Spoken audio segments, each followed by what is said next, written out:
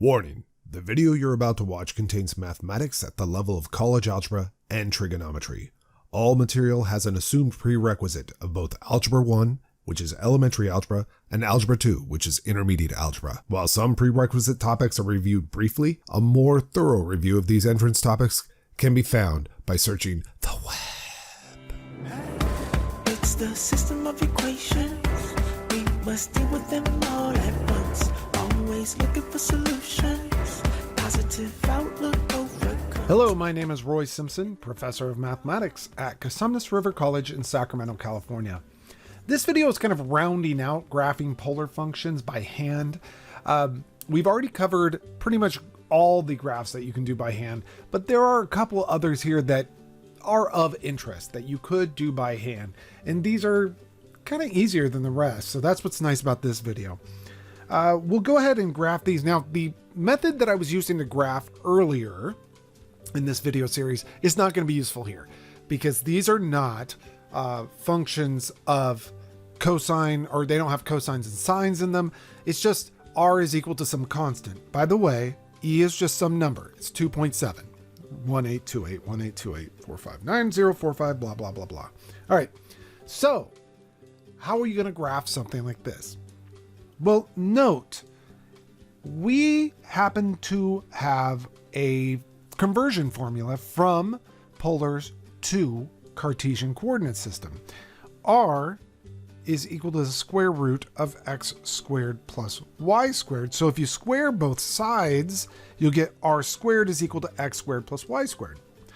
So if I take a look at this and square both sides of that to get r squared is equal to e squared, well then I get x squared plus y squared is equal to e squared. And we know in the Cartesian coordinate system, that's a circle of radius e. I just chose e because I thought it would be interesting. So this goes to show you that a polar equation of the form r equals constant is just a circle of radius constant. Okay, so I'll write that down.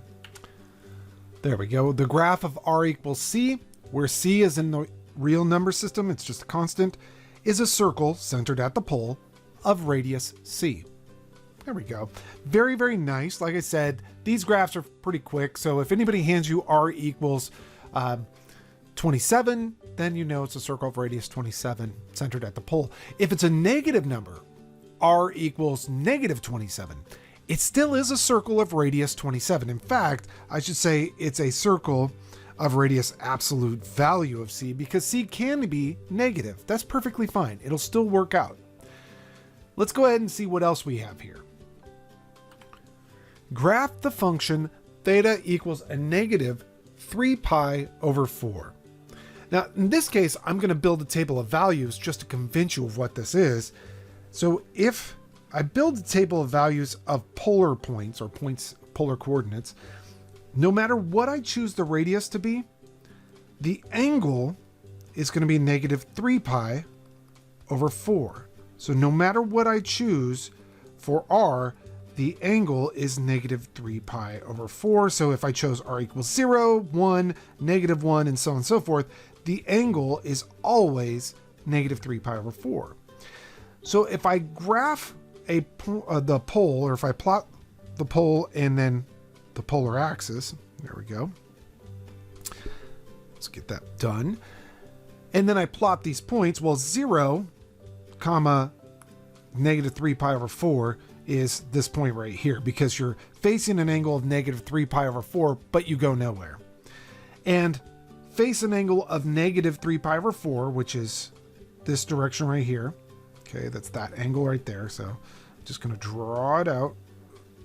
There we go. It's actually a 45-degree angle. If you face that direction, you would, to get this point, you would go forward 1 unit. So let's just pretend this is 1 unit right there.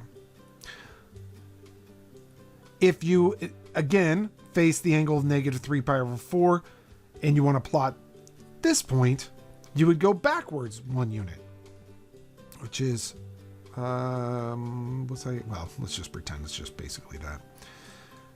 And you could do this all day long. The reality is it's just going to be this diagonal line right there. And the angle it makes with the positive polar axis there, or the polar axis, is the reference angle of negative 3 pi over 4, which is pi over 4. And so I could change the angle. Let's pretend that it was 5 pi over 6.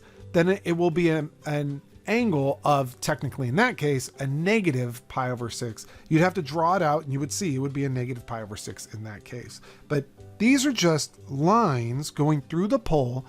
And so, yeah, that's how you could do that. Now, lines not going through the pole are a little more complex. And I don't think you need to know those, so I'm not going to bother teaching those. These are just the basics. These lines don't come up a lot. They do come up, but not a lot. What comes up most of the time in calculus specifically are going to be polar equations of the form r is equal to a plus or minus b sine or cosine of theta.